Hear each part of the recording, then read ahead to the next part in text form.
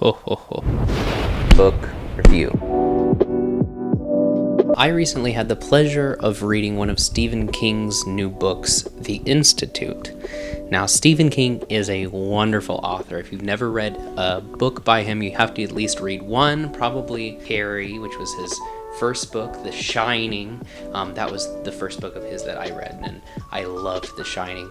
It, or the Dark Tower series. Those are some of his best known works. But this was one of those books that you read and the entire time you're just having a whole heck of fun. And I think Stephen King is really good at that, always engaging the readers, no matter how long. Like The Shining's a long book, for example. It is a long book, and they all keep you the entirety of the book. Stephen King is a great storyteller, and the stories that he tells resonate with humans. And so, like, for example, this book, The Institute, I could see definitely had inklings of the types of stories that he likes to write. For example, like Tarantino, he will always write about some underdog, like Django Unchained is about enslaved people. Inglourious Bastards is about Jews. Pulp Fiction is about gangsters, which I guess is an oppressed class in one way. But Stephen King's writing gives off different thematic elements, different resonance.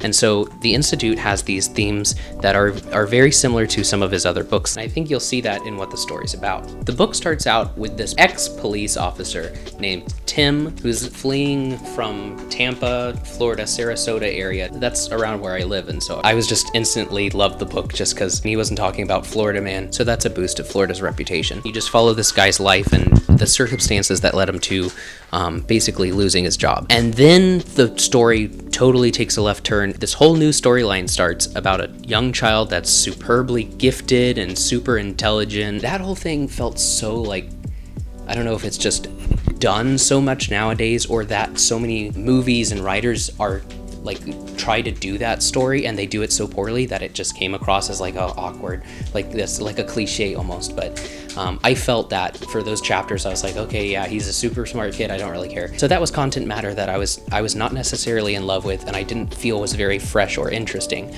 But it's Stephen King and he knows what he's doing. By the end of the book, I ended up absolutely loving it, and I give it a 78 out of 9. 78 out of 9 stars. It was really good. And obviously these two stories kind of tie together in a really cool way, but the vibes that this book gives are so cool. You get like a cool Shawshank Redemption escapist story, and then you get like a cool kind of Goonies, It kids, like the kids are all together and they're having to fight against this horrible, evil system, and all of that would be great how it is. It's all well written, all the characters are so interesting. Everybody you meet, you can see them as human beings, even all the bad guys.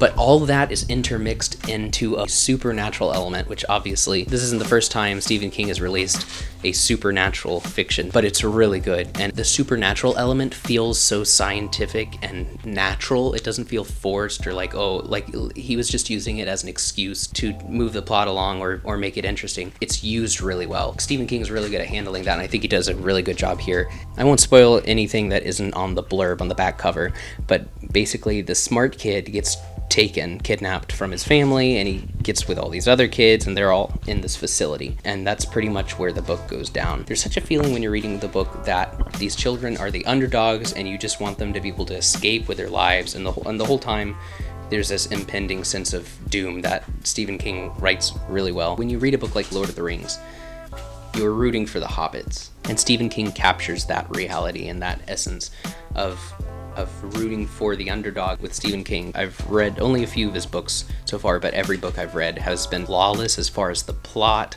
and all of the way he writes, the craft of writing. And obviously he's written thousands and thousands of pages of books and published, and you really can just see the quality. I wouldn't say this about most books, but if you can't enjoy a Stephen King book, I think there's something wrong with you. I think you're the problem.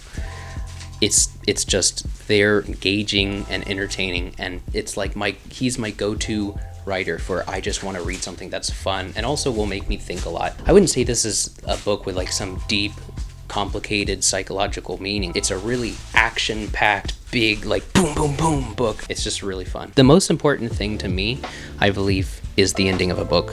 The book can be 100% wonderful and great, and it can be enjoyable to read. But if the last 5 pages suck buttholes, then the book sucks buttholes. And if the ending of this book wasn't so awesome, I probably wouldn't even bother to review it. But it's freaking awesome, and I can't even tell you what it is because you'd need to read the book to know what the heck is happening, and also I would spoil it. Then you wouldn't probably read it if I told you. So go read this book so you can see how it ends, and write in the comments or your personal diary, whatever the frick. Tell somebody, wow, this was an awesome ending, because it's really great ending. It's good. And that was Stephen King's The Institute, which was published last year, 2019. It feels like only a minute ago, and also it feels like that was forever ago. It's certainly a book that's worthy of a 78 out of 9 score. It should have a tagline. Until the next page. Until the next book. Catch you on the next page. Well, I'll read you later. Book you later. Read you later. This has been Book Bros book review of The Institute by Stephen King, brought to you by the Public Broadcasting Network. Please subscribe and donate to charity, and I'll make another book review of some other book that I read. This one was awesome. I hope the next one sucks, just for fun. Go read The Institute by Stephen King, because it's a book. Amen. Now, while you're reading this book, your tummy might get to rumbling, or your thirst may be piqued from all that strenuous page-turning, and that's why I made Book Bites. This meal is specifically crafted to the rural South Carolina town this book takes place in, but with a surprise guest. I start out with the most important part. I highly recommend you make yourself a mug of this before you start reading. It'll really get you in the mood for the gritty start this book has. Folgers Instant Coffee is probably the very drink the people of the book, which takes place in Dupre, South Carolina, drink. The only way you will get through is grit, a sense of basic human connection, and Folgers in your cup. We're going full American here, not just with instant coffee and a dash of sugar, but instant grits. Microwave it for a minute or so, oil down, garlic, yum. Grits are done, and now the secret ingredient.